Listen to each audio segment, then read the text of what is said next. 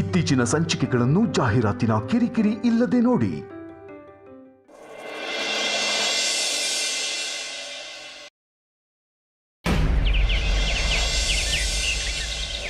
ಆಯತ್ತೆ ಆಯ್ಮವ್ವ, good morning. Good morning. ಬಾಪ ಒಳಗೆ. ಹೆಂಡತಿ, ಏನ್ರಿ ನೀವು ಇನ್ನೂ ರೆಡಿನೇ ಆಗಿಲ್ಲ?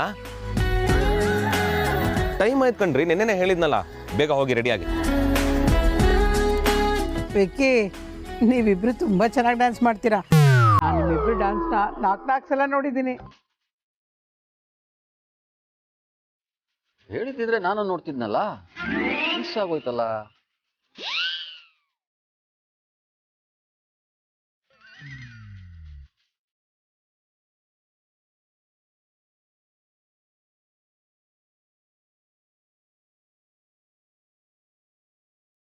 ರೀ ಹೆಂಡತಿ, ನೀವೇ ಡ್ಯಾನ್ಸ್ ಮಾಡಕ್ ಹೇಳಿ ಇವಾಗ ನೀವೇ ಅತ್ತೆ ಮಾವಂಗ ಹಾಕೊಟ್ಬಿಟ್ರಾ? ಅಯ್ಯೋ ವಿಕ್ಕಿ ಅವರೇ, ನಿಮ್ಮ ಮನೆಗೂ ನಾನು ಅಮ್ಮನ ಹತ್ರ ಹೇಳಿಲ್ಲಪ್ಪ, ಮಂಜು ಹತ್ರ ಹೇಳಿದ್ದೆ ಅಷ್ಟೇ.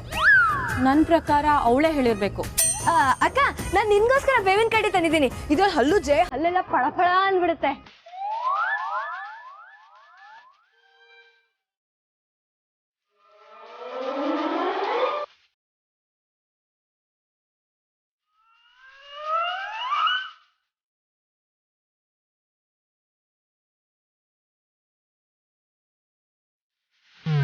ಯಾಕೆಂದು ನನ್ನ ಹಾಗೆ ನೋಡ್ತಿದ್ದೀರಾ? ಬೇವಿನ ಕಡ್ಡಿನ ನಾನು ಇದ್ರಲ್ಲೇ ದಿನ ಹಲ್ಲುಜ್ಜೋದು, ಅದಕ್ಕೆ ನನ್ನ ಹಲ್ಲು ಪಳಪಳ ಅನ್ನತ್ತೆ.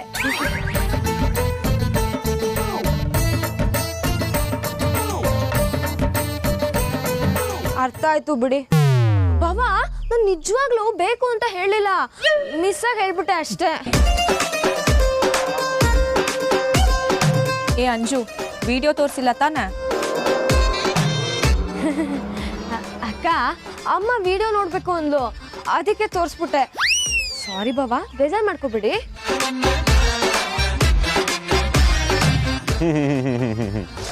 ಅಕ್ಕ ತಂಗಿ ಇಬ್ರು ನನ್ನ ಮರ್ಯಾದನ ಹರಾಜ್ಗಾಕಿ ಇವಾಗ ಸಾರಿ ಕೇಳಿದ್ರೆ ಏನ್ ಯೂಸ್ ಹೇಳಿ?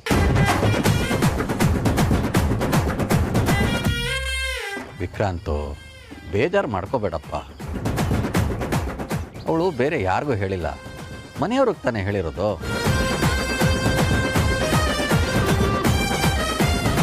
ಹಾಂ ಸರಿ ಮಾ, ನೋ ಪ್ರಾಬ್ಲಮ್.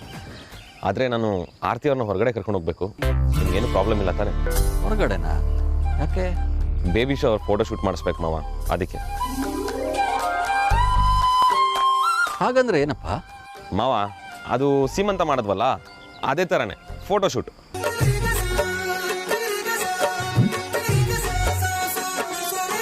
ಅವತ್ತು ನಿಮ್ಮನೇಲೆ ಮಾಡಿ ಕಳಿಸಿದ್ರಲ್ವಾ, ಮತ್ತೇನು ಹೊಸದಾಗಿ? ಮಾವ, ಬೇಬಿ ಶವರ್ ಅಂದರೆ ನಮ್ಮಿಬ್ಬರು ಫೋಟೋ ತೆಗಿತಾರೆ ಆ್ಯಂಡ್ ಇವಾಗ ಅದು ಫುಲ್ ಟ್ರೆಂಡ್ ಆಗಿದೆ ಮಾವ, ಎಲ್ಲರೂ ಮಾಡ್ತಾರೆ ಅಲ್ವಾ ಹೆಂಡತಿ? ಹೇಳಿ. ಹ್ಞೂ ಅಪ್ಪ. ಅದು ಅಲ್ಲದೆ ಮಾವ, ಮಗು ಹುಟ್ಟಾದ್ಮೇಲೆ ಈ ಫೋಟೋಸ್ ಎಲ್ಲ ನೋಡಿ ನೆನಪು ಮಾಡ್ಕೊಳ್ಬೇಕಲ್ವಾ, ಅದಕ್ಕೆ. ನೋಡಪ್ಪ, ಬಸ್ರಿ ಹೆಣ್ಮಕ್ಳು ಈ ಟೈಮ್ನಲ್ಲಿ ಹೊರಗಡೆ ಓಡಾಡಬಾರ್ದು. ವಾತಾವರಣ ಬೇರೆ ಸರಿ ಇಲ್ಲ. ಹಾಗಾಗಿ ಆರತಿ ಮನೇಲಿರೋದೇ ಒಳ್ಳೇದು ಅನಿಸುತ್ತೆ.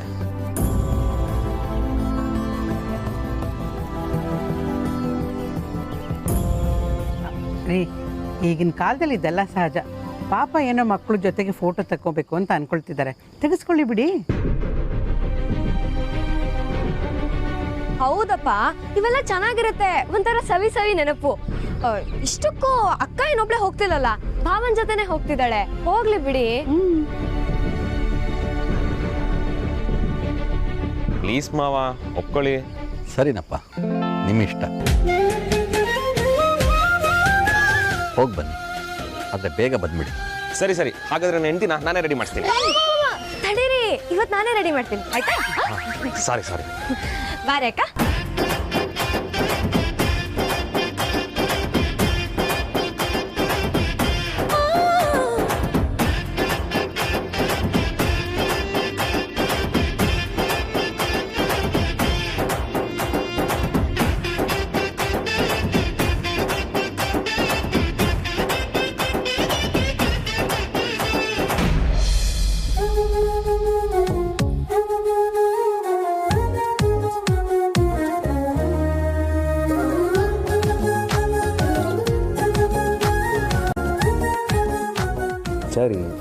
ಎತ್ತೆ ಕೈನ ಬಜಾರಿ ಬೇಜಾರು ಮಾಡ್ಕೊಬೇಡ.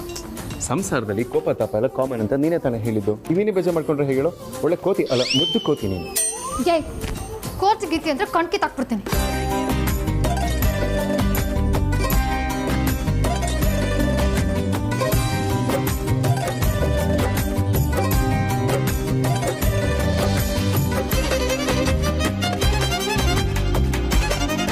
ಸರಿ ಪ್ಲೀಸ್, ನಾನು ನಿನ್ನ ಜೊತೆ ಜಗಳ ಮಾಡಿದ್ರೆ ನಿನಗೆ ಕೋಪಿಸ್ಕೊಳ್ಳೋದ್ರಲ್ಲಿ ಅರ್ಥ ಇದೆ.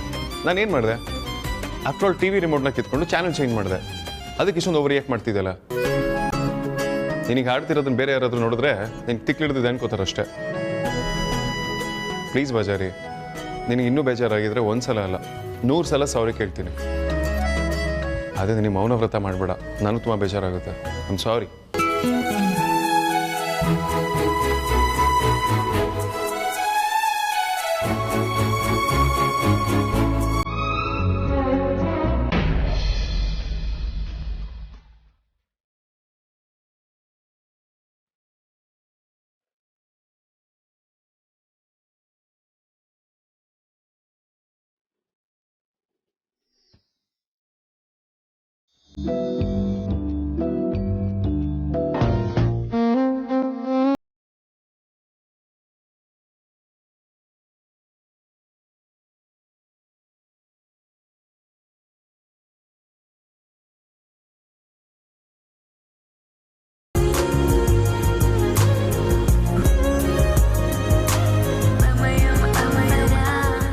ಚೋಟಾ ಬಾಸ್, ಆರ್ತಿ ಮೇಡಮ್, ಇಬ್ರು ಅದ್ಭುತವಾಗಿ ಕಾಣಿಸ್ತಾ ಇದ್ದೀರಾ.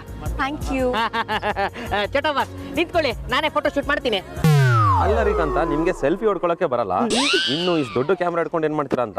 ಚೋಟಾ ಬಾಸ್, ನೀವು ನನ್ನ ಡಿಗ್ರೇಡ್ ಮಾಡ್ತಾ ಇದ್ದೀರಾ. ನೀವು ಸಾರ್ಥಕ್ ಸರು ಯಾವಾಗ್ಲೂ ನನ್ನ ತುಳಿತೀರಾ. ಬಡ ಬಾಸ್ ಏನಾದ್ರೂ ನನಗೆ ಕೆಲಸ ಕೊಟ್ಟಿರ್ಲಿಲ್ಲ ಅಂದಿದ್ರೆ ನಾನು ವರ್ಲ್ಡ್ಸ್ ನಂಬರ್ 1 ಫೋಟೋಗ್ರಾಫರ್ ಆಗಿರ್ತಾ ಇದ್ದೆ. ನೀವು ಫೋಟೋಗ್ರಾಫರ್ ಅಲ್ಲ, ಫೋಟೋಗ್ರಾಫರ್ ಅಸಿಸ್ಟೆಂಟ್ ಆಗೋಕ್ಕೂ ಲಾಯಕ್ಕಿಲ್ಲ ಕಣ್ರಿ ನೀವು.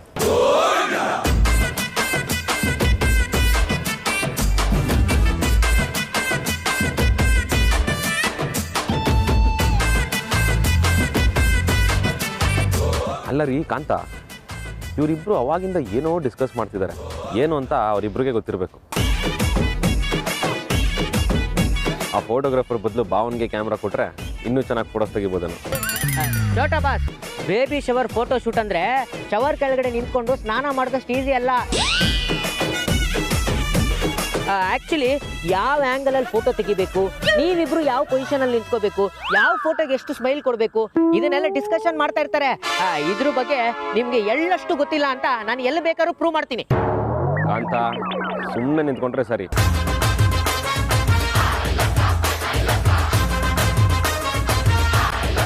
ಏನೇ ಹೇಳಿ, ಫೋಟೋ ಶೂಟ್ ನಾನೇ ಮಾಡ್ತಾ ಇದ್ದೆ. ನನ್ನಲ್ಲೂ ಒಂದು ಟ್ಯಾಲೆಂಟ್ ಇದೆ, ಅದನ್ನ ಪ್ರೂವ್ ಮಾಡೋಣ ಅಂದ್ರೆ ಯಾರು ಬಿಡೋದೇ ಇಲ್ಲ ಅಂತಾರೆ. ರೀ ಸುಮ್ ನಿಂತ್ಕೊಡ್ರಿ ಕಾಂತ. ವಿಕ್ಕಿ, ಆರ್ತಿ, ರೆಡಿನಾ? ಸ್ಟಾರ್ಟ್ ಮಾಡೋಣ. ಕ್ಯಾಮ್ರಾ ಕೊಡ್ರಿ. ಫೋಟೋ ಶೂಟ್ ನಾನೇ ಮಾಡ್ತೀನಿ. ನಿಮಗೆ ಈ ಒಂದ್ ಕೈ ಚಪ್ಪಾಳೆ ಹೊಡೆಯೋದು ಗೊತ್ತಿಲ್ಲ ಅಲ್ಲ? ಇಲ್ಲ, ಬನ್ನಿ ಹೇಳ್ಕೊಡ್ತೀನಿ. ಇದ್ಯಾವುದು ಹೊಸ ಮ್ಯಾಜಿಕ್ ಟ್ರಿಕ್? ಕೊಡಿ ಕೊಡಿ ಕೊಡಿ ಕೊಡಿ. ನೀವು ಸ್ಟಾರ್ಟ್ ಮಾಡಿ. ಓಕೆ.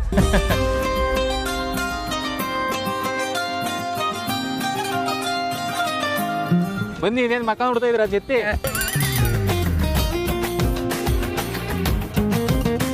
ಆರ್ತಿ ಅವರೇ, ರಾಣಿ ತರ ಕಾಣಿಸ್ತಾ ಇದ್ದೀರಾ ಇದರಲ್ಲಿ.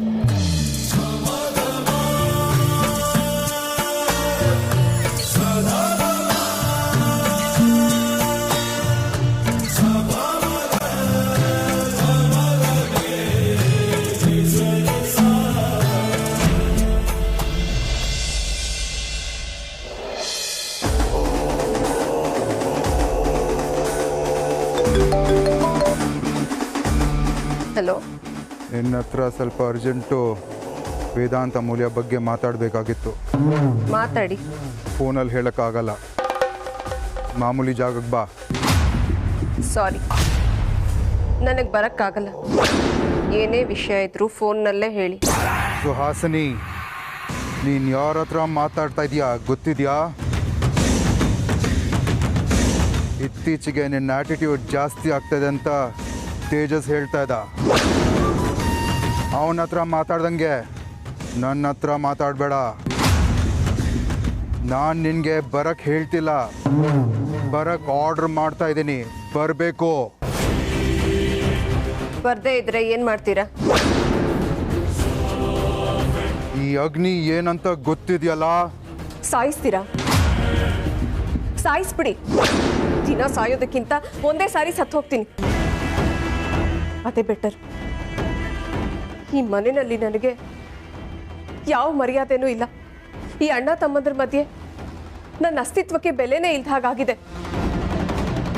ಆಟಕ್ಕುಂಟು ಲೆಕ್ಕಕ್ಕಿಲ್ಲ ಅಂತ ಹೇಳ್ತಾರಲ್ಲ, ಹಾಗಾಗಿದೆ ನನ್ನ ಪರಿಸ್ಥಿತಿ.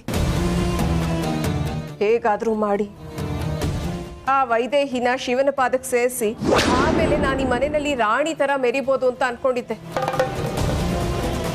ಇಷ್ಟು ದಿನ ಹಾಗೆ ಇದ್ದೆ ಕೂಡ.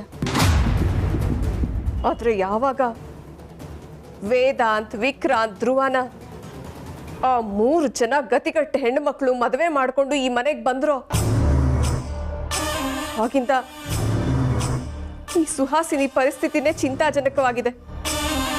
ಈ ಮನೆಯಲ್ಲಿ ನನಗೆ ಮರ್ಯಾದೆ ಕೊಡಿ ಕೊಡಿ ಅಂತ ನಾನೇ ಬೇಡ್ಕೊಂಡು ಮರ್ಯಾದೆ ತಗೊಳ್ಳೋ ಥರ ಆಗಿದೆ. ಒಂದು ವಿಷಯ ಜ್ಞಾಪಕ ಇಟ್ಕೋ ಸುಹಾಸಿನಿ,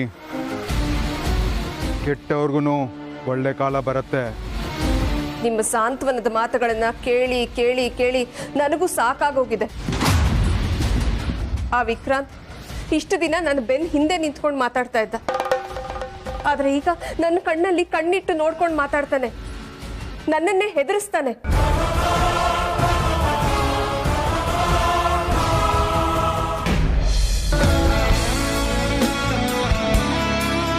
ಸರ್ ಹಾಗೆ ಬನ್ನಿ ಸರ್, ಜಾಯ್ನ್ ಆಗಿ.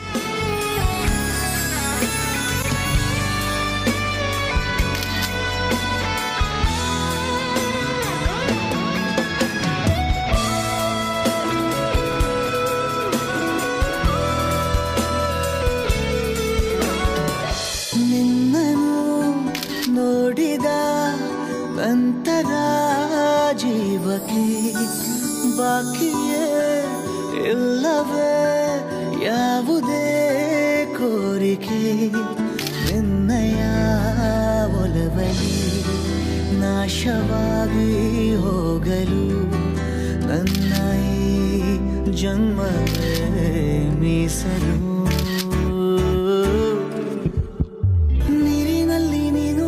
ಪಾದ ಊರಿದೆ ನೋಡು, ಕಡಲು ನಾಚಿಕೊಂಡಿದೆ. ಚಂದ್ರ ಬಂದರೂ ನಿನ್ನ ಅಂದ ನೋಡುತ್ತಾ ನಿಂತು ಬಿಟ್ಟ ಸೂರ್ಯ ಮುಳುಗದೆ. ನಿನ್ನ ಅಂಗಲಿನ ಕೆಂಪು ಸಾಲ ಕೊಡೆ, ಚೂರು ಮುಸ್ಸಂಜೆಗೆ ಬಣ್ಣ ಹಚ್ಚೋದಿದೆ. ಒಲವಲಿ ನಾಶವಾಗಿ ಹೋಗಲು ನನ್ನ ಈ ಜನ್ಮವೇ ಮೀಸಲು.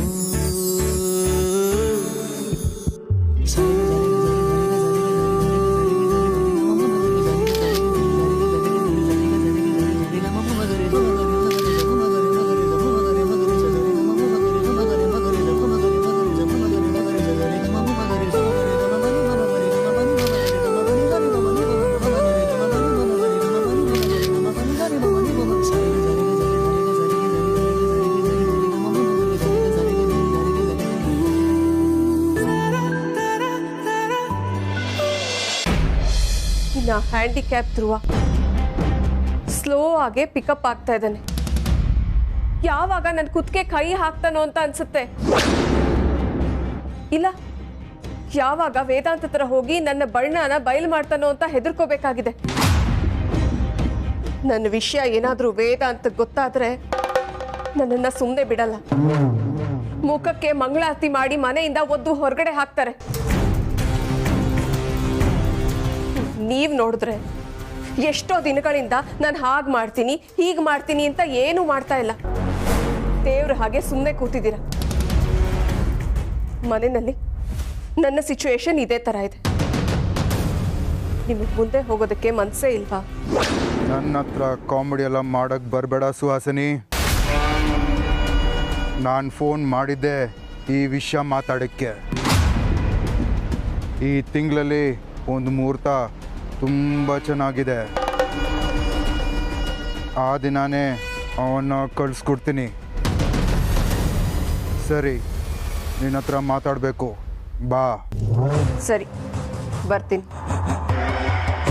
ಆದರೆ ಈ ಸಾತಿನಾದರೂ ನೀವು ನಿಮ್ಮ ಮಾತನ್ನ ಉಳಿಸ್ಕೋಬೇಕು. ಅರೆ ಬರೆ ಜೀವ ಮಾಡದೆ ಒಂದೇ ಸಾತಿ ಶಿವನ್ ಪಾದ ಸೇರ್ಕೊಳ್ಳೋ ಹಾಗೆ ಮಾಡಬೇಕು. ಇಲ್ಲ ನನ್ನನ್ನೇ ಶೂಟ್ ಮಾಡಿ ಸಾಯಿಸ್ಬಿಡಿ.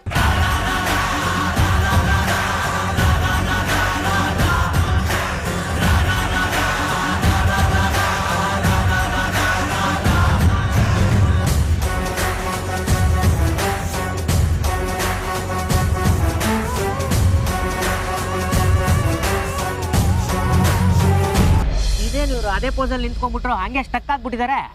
ಪೋಸ್ಟ್ ಚೇಂಜ್ ಮಾಡಕ್ಕೆ ಪ್ರಾಪರ್ಟಿ ಬೇಡವಾ? ಪ್ರಾಪರ್ಟಿ ಕೊಡಿ. ಹೌದಲ್ವಾ?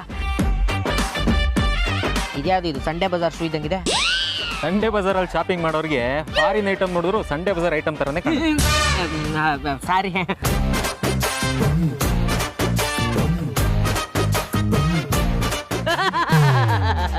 ಶೂಸ್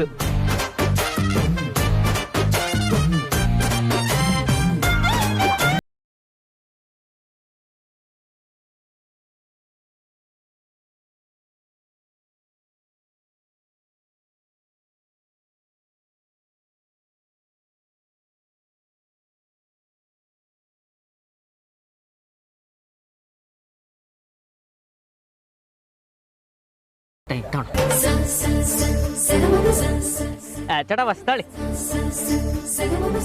ತಾಳಿ ಯಾರು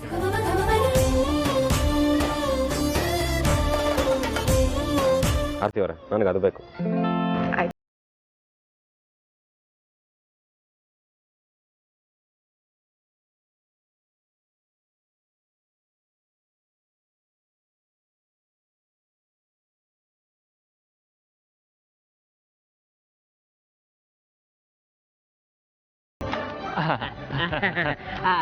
ಸಾರ್ಥಕ್ ಸರ್, ಬರೀ ಅವ್ರಿಬ್ರೆ ಫೋಟೋ ಹೊಡ್ಸ್ಕೊಂತ ಇದ್ದಾರೆ. ಇದರಲ್ಲಿ ನಮ್ದು ಅಳಿಲು ಸೇವೆ ಇದೆಯಲ್ಲ, ಇದೆಲ್ಲ ಸೆಟಪ್ ಮಾಡಿದ್ದು ನಾನೇ ಅಲ್ವಾ? ಅದಕ್ಕೆ ಬನ್ನಿ ನಾವು ಹೋಗಿ ಫೋಟೋ ಹೊಡ್ಸ್ಕೊಂಡ್ರಿ. ಅವ್ರಿಬ್ರು ಮಧ್ಯೆ ನಾವ್ ಯಾಕೆ ನಿಂತ್ಕೊಳ್ರಿ? ಅಯ್ಯೋ ತಗೊಳ್ಳಿ ಸಾರ್ಥಕ್ ಸರ್. ಅಯ್ಯೋ, ಯಾವ ಕೆಲಸ ನೆಟ್ಟಿಗೆ ಮಾಡಲ್ಲ. ನಡಿ ನಡಿ.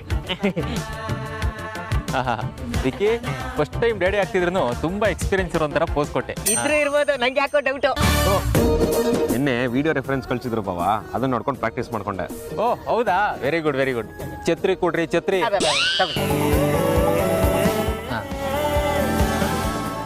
ಮುಸ್ತಫ, ನಮ್ದೊಂದೆರಡು ಫೋಟೋ ತೆಗಿಯಪ್ಪ.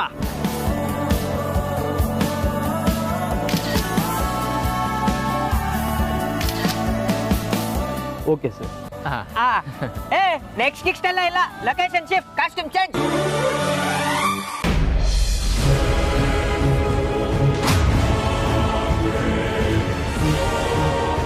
ನೀನಿಲ್ಲಿ ಏನು ಮಾಡ್ತಾ ಇದೀಯಾ? ಅಮ್ಮ ಕರೀತಾ ಇದ್ದಾರೆ, ಏನು ಮಾತಾಡ್ಬೇಕಂತೆ. ನನಗೀಗ ಟೈಮ್ ಇಲ್ಲ, ನಾನು ಇಂಪಾರ್ಟೆಂಟ್ ಕೆಲಸದ ಮೇಲೆ ಹೋಗಿ.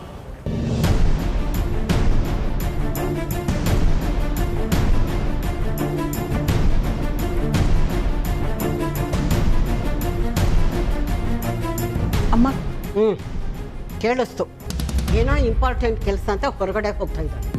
ಇನ್ನು ಎಲ್ಲಿಗೆ ಹೋಗ್ತಾಳೆ, ಯಾರನ್ನ ಮೀಟ್ ಮಾಡ್ತಾಳೆ, ಇದು ಒಂದು ಗೊತ್ತಾಗ್ತಾ ಇಲ್ಲ. ಹೇಗಾದರೂ ಮಾಡಿ ಪತ್ತೆ ಹಚ್ಚಬೇಕು. ಅಮ್ಮ ಅದಿರಲಿ, ಅವಳು ಯಾರ ಹತ್ರನೂ ಮಾತಾಡ್ತಿದ್ಲು ನನ್ನ ಮಕ್ಕಳಿಗೆ ತೊಂದರೆ ಕೊಡೋದ್ರ ಬಗ್ಗೆ. ನನ್ನ ಮಕ್ಕಳಿಗೆ ಏನಾದರೂ ಮಾಡಿಬಿಡ್ತಾಳೆ ಅಂತ ನಂಗೆ ತುಂಬ ಭಯ ಆಗ್ತಿದೆಯಮ್ಮ. ಯಾಕಮ್ಮ ಹೆದರ್ಕೊಡ್ತೀಯಾ? ನನ್ನ ಮೊಮ್ಮಗ ವೇದಾಂತ ಇರೋವರೆಗೂ ನೀನೇನು ಹೆದರ್ಬೇಕಾಗಿಲ್ಲ.